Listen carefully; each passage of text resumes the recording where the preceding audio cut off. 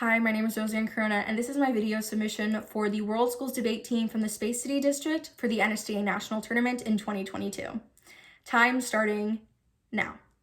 In a world of normalization, cancel culture will become the new jury and executioner and sentence an individual to a world of condemnation and harassment. It is because this is a world built by ignoring principles of justice and failing to produce substantial change, this House is so proud to oppose today's motion. In this speech, I'll be going over three things. First, clarifications over framework. Second, addressing arguments from side proposition. And third, introducing the first two substantives of the opposition's case. First, we agree with the proposition's definition of cancel culture. It is a practice that encourages the public to rally against an individual whenever the majority does not agree with their behavior. But let's clarify, there is no guarantee that the public will disapprove of a truly immoral action. It is simply a matter of what is considered acceptable by a group of people at a time and at a place. Under today's topic, the proposition must prove that every outcome from cancel culture will best benefit society as a normal practice under the definition of support and normalization. No countermodels have to be introduced. This is simply an argument of principality as set by today's motion. As the opposition, we must establish that possible impacts will negatively affect society and thus should not become a standard for judgment.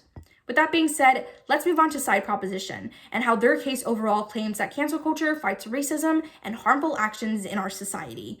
They support this with their first substantive, stating that cancel culture succeeds where our justice system fails. But let's go down line by line about why this cannot be considered in today's round. Because first, they bring up James Charles, who lost his platform after he was accused of grooming younger fans. These are claims that despite being condemned for, he continued to communicate with fans being younger than 18, and has resumed his normal position as a YouTube channel and YouTube influencer. Or when they bring up Donald Trump, who lost the 2020 presidential election, yet will still run for president in the United States 2024 presidential election and is still regarded as one of the country's most powerful men. Or Louis C.K., who lost his central comedy contract after sexual misconduct allegations in 2017. And that did not stop him from winning a Grammy in 2020 for a comedy set where he managed to mock sexual assault victims and uphold homophobic comments in this one single set. It is clear cancel culture fails to reprimand those in power and as a result has no substantial change. But let's look at their second substantive, where they claim that cancel culture increases representation of the less powerful.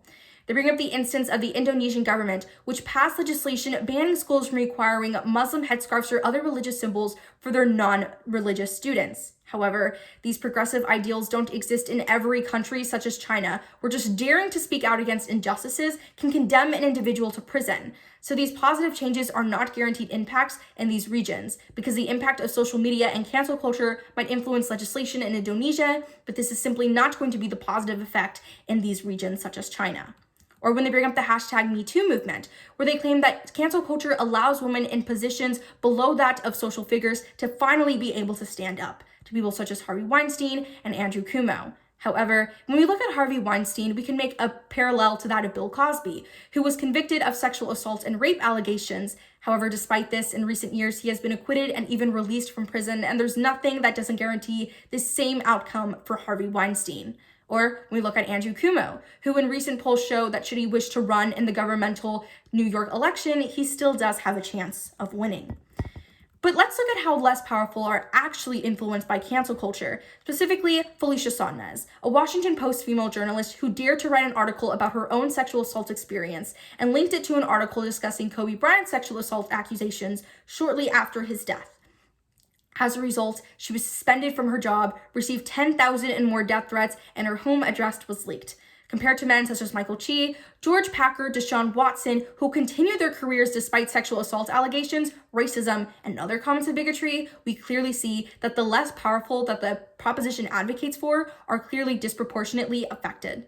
In the end, the proposition paints a world where the glimpses we see from the elite are painted over to fit the Western standard and appease the masses, while racism and inflammatory actions remain in the status quo at the expense of the less powerful that the proposition claims to advocate for. So, now let's move to the opposition's arguments. First, our first substantive that claims that cancel culture jeopardizes fundamental principles of justice. Because individuals can be persecuted through unfair and potentially false grounds, and as a result, justice can be compromised and individuals can face dire consequences. Despite the Universal Declaration of the Rights of Men and the Citizen from the French Revolution and the United States Constitution stating the principle that an individual is innocent until proven guilty, this is not true under cancel culture. Convicted individuals are set into the spotlight under guilty until proven innocent, with laws that have not been established as criminal or civil laws.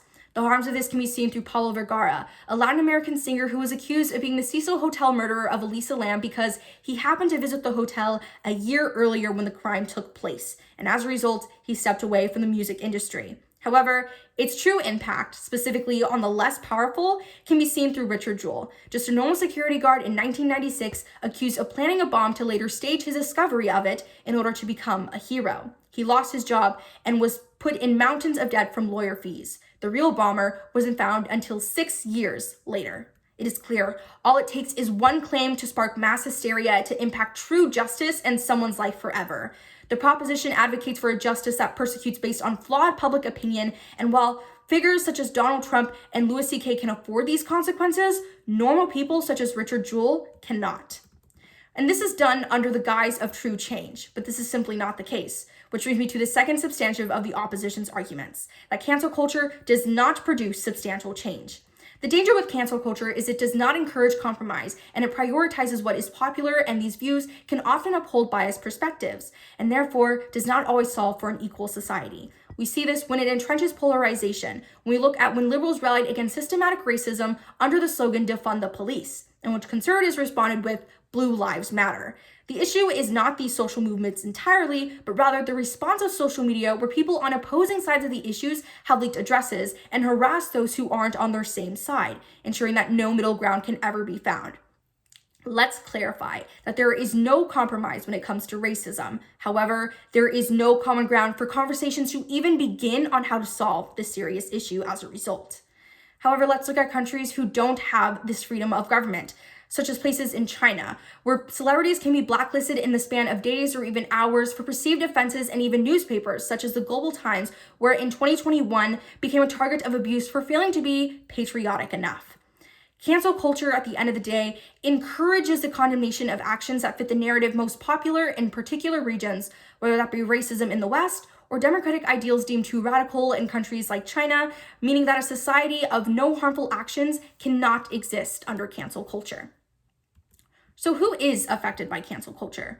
The less powerful and the justice system who can be condemned despite being innocent while the true criminal gets away. But most importantly, who is not affected? Influential figures such as Andrew Cuomo and Harvey Weinstein, who can afford these consequences and at the end of the day come out unscathed. When we look at the principality, we must understand that a government must always stand for justice and must always stand for true change, and that cannot happen under cancel culture. It is clear canceling cancel culture as a standard will do little to improve society and thus cannot be normalized. Thank you.